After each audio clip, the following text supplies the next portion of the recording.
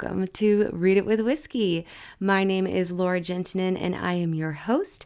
Today we have Miss Emmie Hamilton on the show, and Emmie Hamilton just released her book last week, Chosen to Fall. Before we dive into that, let me tell you a little bit about Emmie. So Emmie Hamilton is a writer, mother, and amateur candle maker. Her favorite pastime is creating worlds others wish they were born into. She received her MFA in creative writing from Southern New Hampshire University and has been previously published for Pure Slush Press and various nonfiction outlets. Chosen to Fall is her debut novel, and you will learn how to find Emmie and learn all about her at the very end of our interview, and she will share all of her links. But let me dive into what her book is about, because I love this book so much. It is fantasy, there is fate and destiny, and there's just so much. So this is the tagline for Chosen to Fall. How far would you go to avoid your destiny? What depth would you travel to change your fate? How much would you risk before surrendering to the chosen path? And let me just dive into the little blurb that we have for the book here. Faria Agostonia, heir to the queendom of Enestra, is tired of hearing about the fates, that she must allow her destiny, that it is already chosen for her. Knowing she needs to be life-bonded in an archaic elven ceremony makes it even worse. But when a darkness invades her land and threatens her people's existence, Faria must figure out what sacrifices will need to be made and how far she will have to go to choose what is right for her people, even if it means ignoring the needs of her heart. Nellie, a teenage shapeshifter banished from Earth, spent years living in Enestra disguised as a human. After whisperings of a warlock rebellion begin to surface, Nellie is recruited by Queen Amira to do whatever it takes to protect Faria, no matter the cost. Grappling with the risk of revealing her true nature, Nellie must come to terms with the depths she will travel to prevent the final battle and whether she has what it takes to protect her best friend, even if it means revealing the truth of her deception. Spurred by their rebellious nature, both girls discover the truth of a lost prophecy, face the betrayal of those closest to them, and discover how many pieces of themselves they are willing to surrender to the dark magic that calls to them to save not only their home, but all connected to it. This book was so incredible, and it is in a series, the Destined series. This is book 1. Book 2 will be coming out in about a year. So we have a little bit of time to wait, and you can hear my impatience as we talk today in the interview with Emmie. So let's dive into this episode. Welcome to Read It with Whiskey, an interview podcast highlighting self-published authors. I am your host, Laura Juntunen. The purpose behind this podcast is to help authors grow their audience while also introducing readers to their new favorite authors. Let's get to know the person behind the page. Sit back, sip some whiskey, and lean in to these self-published authors. All right, here's a little Laura J Live update. So I don't know if you can hear it in my voice at all. I know people can hear their own voice more than other people when it changes just slightly. But for whatever reason, my throat and voice and sinuses in general are just not being nice today. And it is the Saturday before this episode goes out. So this weekend, I'm hoping that my voice heals because I have so much to do this weekend. At least I'm not doing any big interviews or interviewing anybody for the podcast this weekend. But still, it's just tough to not be able to speak. But anyway, let's get into more of the update that you're here for. So my Laura J Live update this week is that I am very, very far behind in my editing process. And I wanted to just be upfront and open with you guys about it because keeping up with a schedule is difficult in itself, but when you work a full-time job and you have all these other things to do, it can get really hectic. And I mean, I'm not making any excuses or anything, but I just got a lot of stuff to do, and editing my book has unfortunately been something that my mind hasn't been very focused on.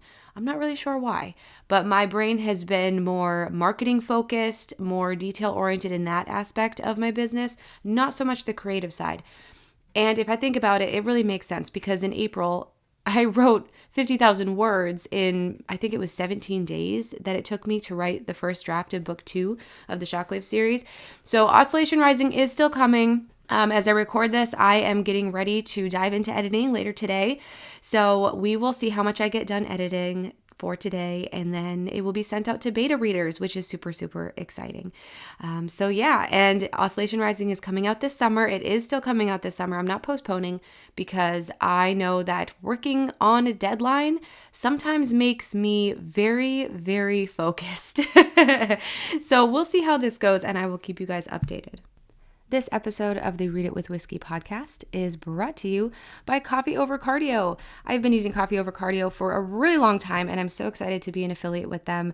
So there is a link in the bio, but if you want to go there on your own, all you got to do is use my code 10LauraJLive. That's 10 LauraJayLive, and you will get 10% off your order. All right, let's dive into the interview with Emmie.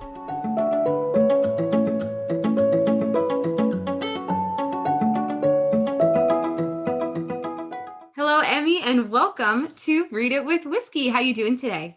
Thank you. I'm excited and a little nervous. Oh, don't be nervous. No, this is going to be fun. We are talking all about your book, Chosen to Fall, which just released. As we record this, it released just a few days ago. So how has that been, getting your book out into the world? It has been scary and stressful a little bit. I think anytime, I don't want to speak for all indie authors, but I think as an indie author, you have a lot of responsibility for shouldering everything. So yeah, it's been nervous. I keep thinking, like, did I forget something? Did I do something wrong? Should I have done something differently? But it's good stress. It's just it's a lot. Yes. So many emotions going through. Yes, definitely. All right. So fill in our listeners. Tell them a little bit about yourself and how you got into writing. Okay. I got into writing. I actually didn't want to be a writer, or didn't know that I wanted to be a writer until I was in my 20s. And I did it as a hobby. I told stories for fun, and it wasn't ever something that I was like, oh, I'm going to go make money off this. But I was sitting in my office job that I just hated so much. It sucked the life out of me. And I was like, I don't want this anymore. I don't want to work for somebody anymore. And then I got my degree in writing. And when I was in school, they made it very clear that as an author, you're not going to make money. So what other forms of career do you think you might want to do? And so, as I was learning all of these things, I was like, why don't I do this? Why don't I work for myself? This is exactly what I want to do. So it wasn't until my 20s. And then I had a kid. So then I became a stay-at-home mom. I actually ended up having to stop working at that job anyway. I had a tough pregnancy, so I wasn't working at all. And I was just working on my degree and writing. And yeah, so that's kind of how I came about it. Yeah, that's it's a very common story where people go in to do the degree and start writing a book. So did you ever, like as a kid, were you ever writing books or anything? No, I never wrote books. I did write a lot of poetry. And in 6th grade, we had an assignment to write The Outsiders, a chapter of The Outsiders from a different point of view. Oh. And I was an overachiever, and I rewrote the entire book from a different point of view. Oh my goodness. Do you still have it? Grade. Yeah, I do. Heck yes, I do. Oh my gosh, that's so cool. Oh, you should publish it. I know. It was awesome. I had so much fun with it. And that was really my first time ever exploring what it took to write a book, even though I was following someone else's blueprint, basically. Mm-hmm. But that was when I really first became interested in creative writing. And then in high school, English was my favorite class. Mm-hmm. And I enjoyed writing essays, analytical essays, and I enjoyed the creative writing. I loved it all. But again, I was like, this isn't a job. Like, I didn't want to be a teacher. So I was like, what am I going to do with it? And then I just kind of put it on the back burner. Yeah, well, it's paying off now because you have your book out and hopefully more to come. Because this is the book we're talking about today is Chosen to Fall, and it's labeled as a series, so we'll dive into that in a little bit.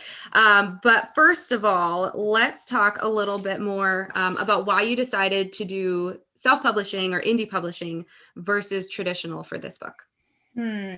Yeah, there are quite a lot of reasons. I actually started off querying this book. I always thought that I would be a traditionally published. I was like, I'll wait as long as it takes till an agent wants me or whatever.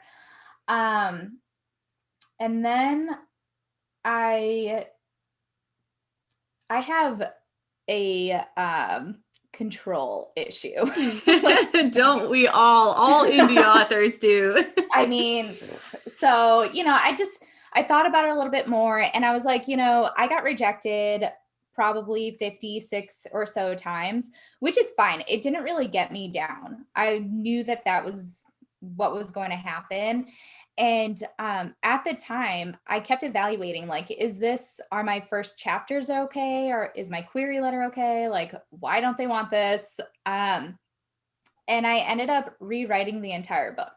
So as I was doing that, I was also researching into, well, what if I just did it myself? What if I did it when I was ready rather than waiting for it? Because I had all of these stories that I wanted to tell, and I was like, how long do I wait?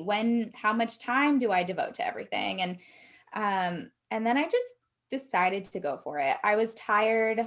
I kind of was tired of the rejection at that point, and my story was completely different, and I was much more proud of it. And so I'm glad no agent wanted to work with me because if I had put that out, I would not have feel as happy about my story as I am now.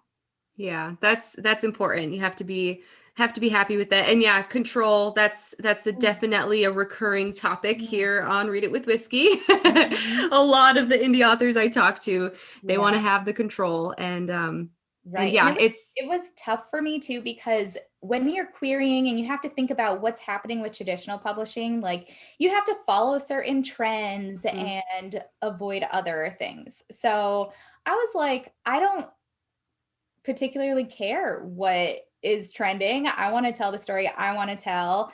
I was told a bunch of times not to do the chosen one trope and that it was way overdone.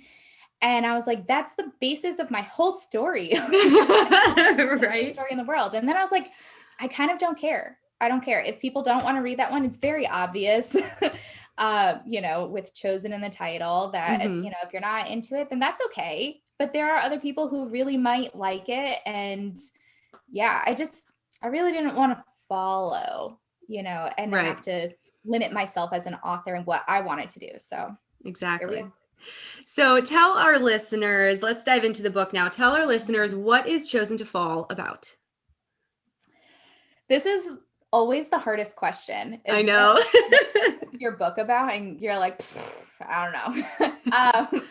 Basically, on the most basic level, Chosen to Fall is about a reluctant teenage princess who is developing all of these powers.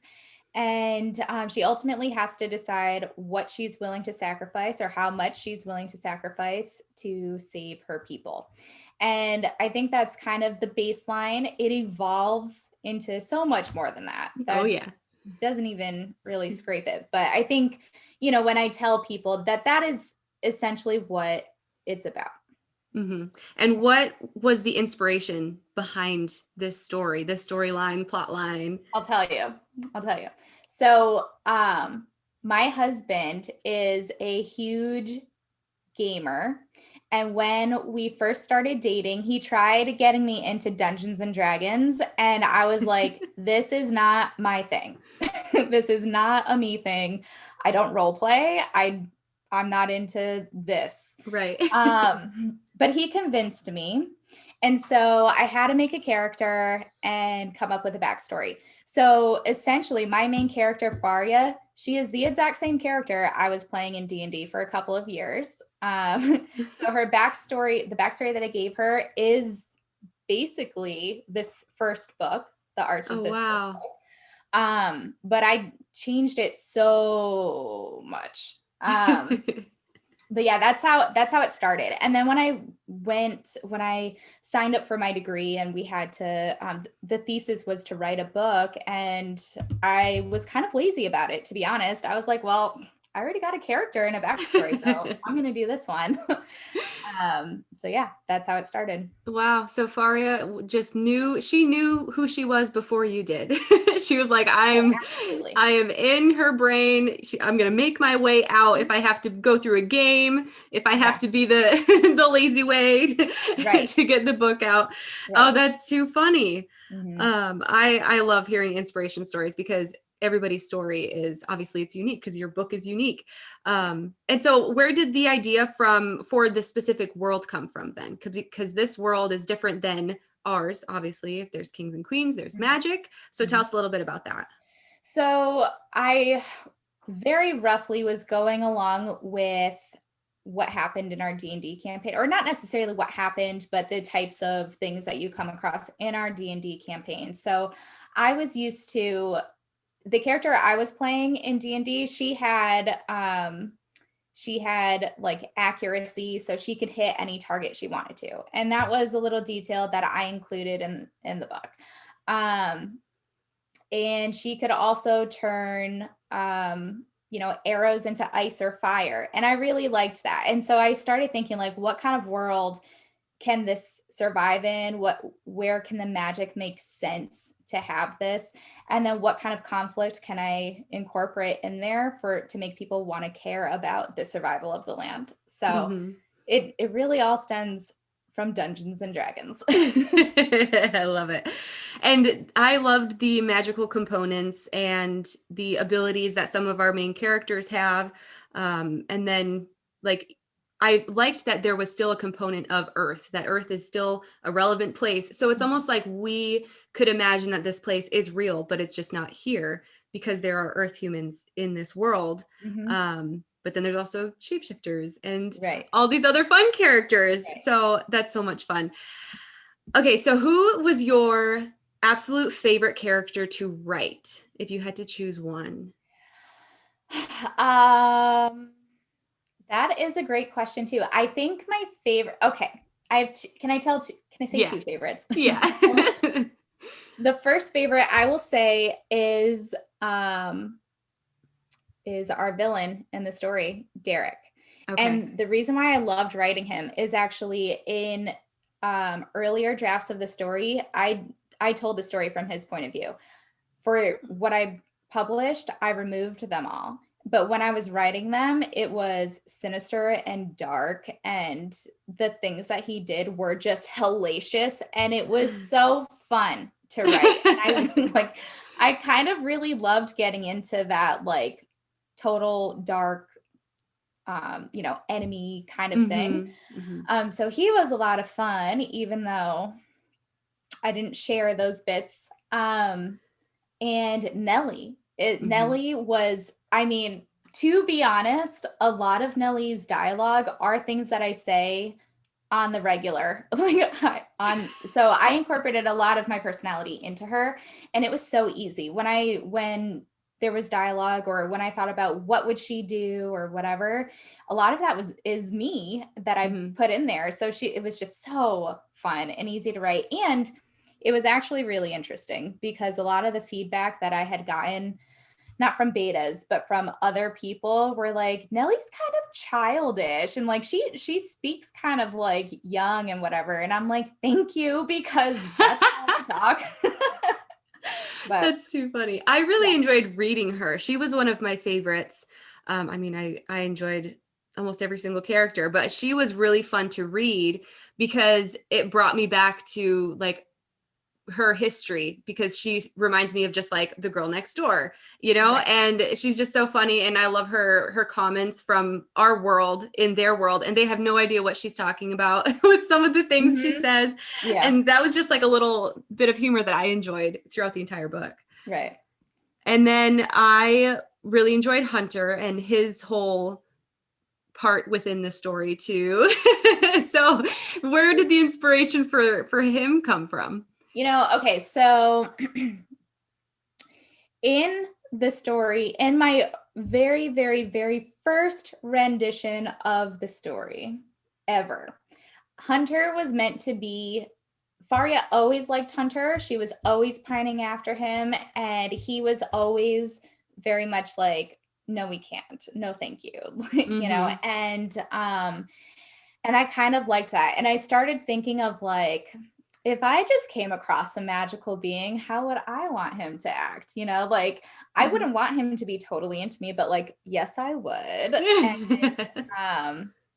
And I mean, he's not inspired by anybody that I know in person or anything, but I just kept thinking like, who is my perfect book boyfriend? Like, who do I want to like constantly think about, or who do I want to write about and whatever. And I love him so much because he is there's a lot to him that you're not going to learn about until the sequel. So there are a lot of pieces that I kind of left in the first book. And I just love how he's going to develop. And yeah, I mean, man. I'm excited to see what happens, because the way that book 1 ends, no spoilers, but I need book 2. I know. That was another thing when I was told, don't leave my book on a cliffhanger. And I was like, I always had it in mind. I never not wanted to do that. And so I did, but I know that I have to be very cautious. I do not want my readers to abandon me. So I am trying to get the second book out this year as well. That way they're not waiting too long and not so mad at me. I mean, yeah, even within a year, that's doable. Right? You can do it. Yeah. And I'm just looking back now. I have the book right here, and I'm just reliving when the chapter ended, and then I'm glad the epilogue is in there, because if you hadn't written the epilogue, I think I would have been like, nope, you can't be on my show. I'm just kidding. I'm just kidding. No, I really do like how the story of book 1 wrapped up, and I'm excited to see what book 2 has to offer. Do you want to give any intel on what book 2 is going to be about? Oh yeah, totally. I can. Okay. I'm deep I've already written it, but it needs so much editing. So I've been just constantly thinking about it for the past couple of weeks. So there will be a lot that happens on Earth, human realm, right here, right now, literally right now. There's going to be a lot going on. And two of our characters who are on Earth, they have a very big task ahead of them. And they're essentially trying to find a way that they can win the war back in their realm. So they have a lot that they need to do. And one of our characters is deeply depressed. She's basically hit rock bottom because of the events that happened at the end of book 1. So she's at the bottom, and the other character is trying to hold her up, and it doesn't really work, let's say. And meanwhile, back in the other realm, we get this new point of view, and we learn a lot of backstory. Who we know as the bad guy may not ultimately be the bad guy. Okay. Or not the worst guy, maybe I should say. It gets pretty twisty. The plot gets pretty twisty. And the person who is left back on that realm also goes through some sort of awakening when they find out more of their own personal history, and Uh-huh. and they don't take it very well, and so they go through their own thing that may seem a little bit out of character, but I think it's really necessary. So Oh, that sounds so good. And I'm like trying to piece together and like, okay, I think I know who you're referencing, but I don't want to say anything because yeah, people so go to it read is going to book be one. split pretty evenly between human realm and what's happening back on there, because we Hmm. have the war that's kind of started these battles, and so Right. it's like getting a call to arms. How will we survive? What's going to happen? And Hmm. then you have the human realm where magic doesn't work there. So now we're like, Ooh. what happens? What's going to happen? How can we get back here? And yeah. Oh, so exciting. Oh, Hmm. I'm so excited. All right. Well, I'm just going to be stalking you until your book comes out. I mean, I already follow you on Instagram, so I'm going to keep liking all your stuff. I want this book out. Okay. So, that was actually the last question, but then you said something a little bit ago and I wrote a note because I'm like, I'm curious. So you said at one point Derek's character had more story to tell and you took that stuff out. I did. Are you going to give that to your readers at some point in a different book or as like little side stuff on your website or something? So I have two options. I haven't decided which one I'm going to do. My first was that I'm going to share it with people who subscribe to Hmm. my newsletter, and be like little bonus content or something. But as I'm redoing, or as I'm editing the sequel, I keep thinking of like, mm, is there a way to incorporate a flashback or some sort of Ah. memory where this can be included? And I have figured out a way to include one chapter that I got rid of. So I don't know. I think readers who are very interested in it, they're gonna get it in some way. Hmm. I just Hmm. haven't figured out how to deliver it. Okay. Cause yeah, I'm intrigued just because Mhm. I love this world and so I just want to live there. And so I the do more too. content that I can read, the better. Okay, great. And you just recently published, and when we initially set up this interview, you hadn't held your book in your hands yet. So what was that moment like when you finally had the final product in your hands? Well, I mean, it was a long, stressful road to get there, to be Mm-hmm. honest, because I ordered books through Barnes and Noble Publishing, and then something had happened there, and it like wasn't working. So then I had ordered them through Ingram, but then they I had trouble, and it took a while for the trouble to be resolved, and then they were in transit, and then they weren't, and I was Oh like, gosh. ugh. And it was a combination of like, I'm very stressed because people are expecting my book ahead of time. Like I needed to send them out to ARC readers and other people. And also like I've been waiting so long to hold this thing. I just want to look at it. Like, Yeah. and so the whole time that it kept getting pushed back, I was thinking like, oh my gosh, what if it printed wrong? What if it printed upside down? What if like I forgot to click off page bleed and it's going into the spine instead? And I just started thinking of all these things.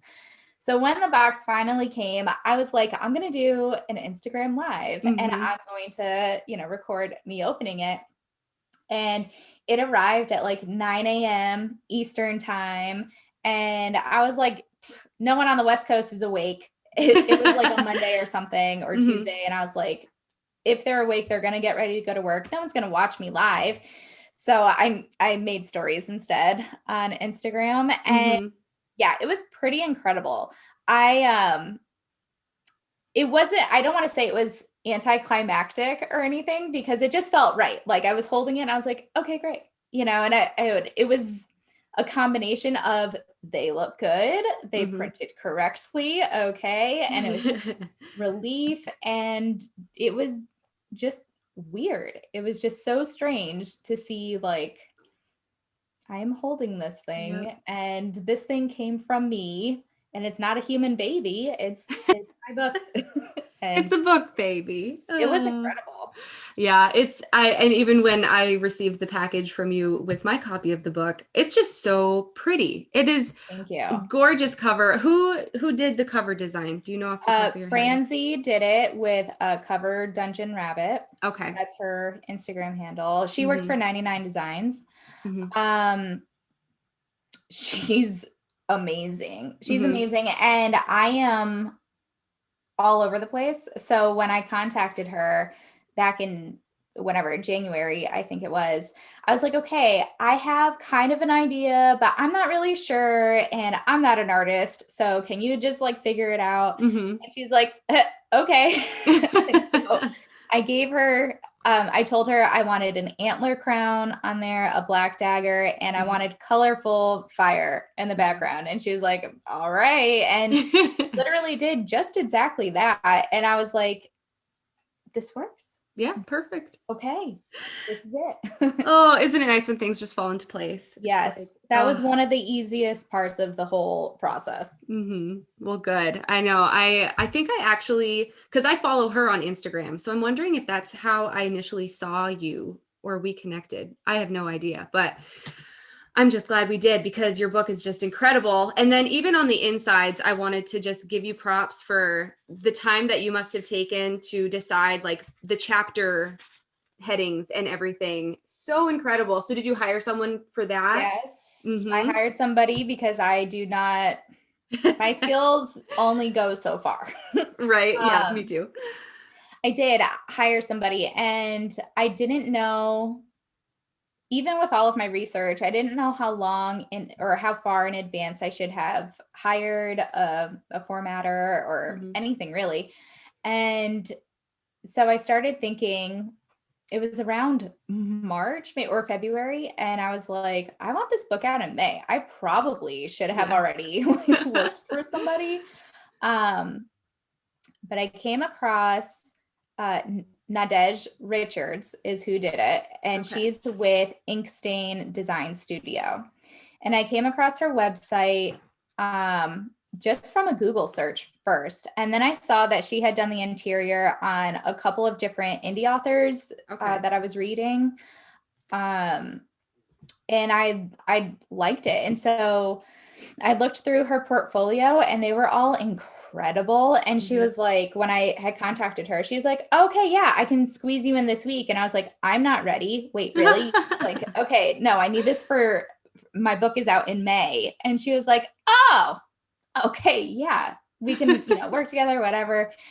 And she was like, take a look at my portfolio. Let me know which like template you liked and then I'll create something, more specific to your story. Right. And so I did. I chose the one that I liked, and she completely redid the title page. She did that all on her own. I didn't guide her. I was just like, have at it. And yeah, when she showed me, I was like, I saw the email at midnight maybe or like 1 a.m. and I was like, I'm crying. I'm now wide awake and crying because this looks like a book and this is real life. That's crazy. That's so exciting. Yeah. And I emailed her back right away. And then she emailed me back right away. And I was like, why are either of us awake right now? This is so good. It was meant to be. It was meant to be. Yes. Well, it turned out beautiful. And I'm excited to see what book 2 is going to look like then, because obviously they're in a series. So hopefully it'll have a similar vibe to it. And you're using the same people probably just because they know your style now. Yeah. Oh yeah. Definitely sticking with the same cover designer. I love my interior formatter. I just have to, she does a lot of stuff. It's not her only job. So I really need to get my draft into gear so that I can figure out a good timeline so that I was rushing, to be honest. I rushed through a lot of the past couple of months. So as soon as I have a good timeline, I'm going to see, when she's available, and I want it early. I want it done early because we were cutting it to the wire. Well, it all turned out all right. Okay. So this would not be Reading with Whiskey without talking a little bit about whiskey. No. So what is your favorite whiskey to sip? Okay. So here we are. I have extreme gluten intolerances. I have not Yep. had whiskey in a long time. Now, I understand, or from what I understand, it's distilled enough where I shouldn't be getting sick. But I've been too scared to try, to be honest. So I haven't had whiskey in several years, like 6 years. When I was drinking whiskey, we just always had Jameson because that Mhm. is really what my husband likes. And so he would always buy it and I would always drink it. Um, I do have bourbon though, Mhm. which I don't know if you want to say it's a type, like a branch of whiskey. Yeah. I do have bourbon and I like wild turkey. I like wild turkey too. All right, cool. Well, Emmy, this has been so much fun. I'm so glad that we got to dive into all of these characters. And I mean, I would want to dive in even deeper, but we don't want to give any spoilers. So people have to go and buy your book. I know. How So can we do that without I spoilers? know. So go ahead and tell our listeners where can they find you and your books and learn more about you. Okay. Well, my books are available everywhere. You can get it on Amazon. You can get it on Barnes & Noble. You can get it on bookshop.org. You can get it on Book Depository. If you want signed copies, you can get it from my personal website, which is www.emmiehamilton.com. And that's also where you can learn more about me. Sign up for my newsletter, which I send out usually twice a month. And I often give little extras and insight into where I am in the writing process and what's coming next. Very cool. And then where do you think you hang out most on social media if people want to watch you day to day? Oh, Instagram 100%. I'm pretty much always on there. I'm rarely on Facebook and I don't use Twitter really anymore. So Instagram at author Emmie Hamilton is where you can find me. All right, awesome. Well, thank you so much for being on Read It with Whiskey. I had so much fun talking with you. Me too. Thank you.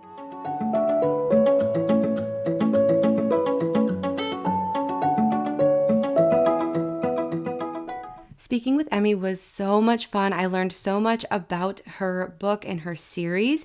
After we were done filming or recording the interview, we actually talked for quite a bit, and she told me the details of who those people are in the beginning of book 2 and what they are going through. Obviously, we couldn't give that away because otherwise you would know the ending of book 1. So we went over all of that and in detail, and I'm so excited for book 2, you guys. It's going to be so good. So if you have not already purchased Chosen to Fall, go ahead and find the link in the description for this episode. Go buy her book. It's on all major platforms and you will not be disappointed. If you like fantasy, you are going to love Emmie. All right, and next week we have a really exciting episode because I am replaying an episode where I was actually interviewed on another podcast. So I was interviewed on Liberated Conversations with Ruthina, and Ruthina Porterfield is incredible, you guys. I will link the actual episode in the description here on Emmy's episode, but then you guys can also listen in next week to this episode because we talk everything Shockwave series. So I don't really get to talk about my book other than updates on like writing and editing and publishing and that kind of stuff. I don't really talk in detail about what it's about and where the inspiration came from. So I really want you guys to tune in next week to hear the inspiration story, why I wrote the book, and yeah, just all those details. And Ruthina is incredible. I'll link some of her stuff in here in this episode as well. But yeah, so let's tune in next week and listen to me be interviewed for a change. This will be fun. All right, I'll talk to you then.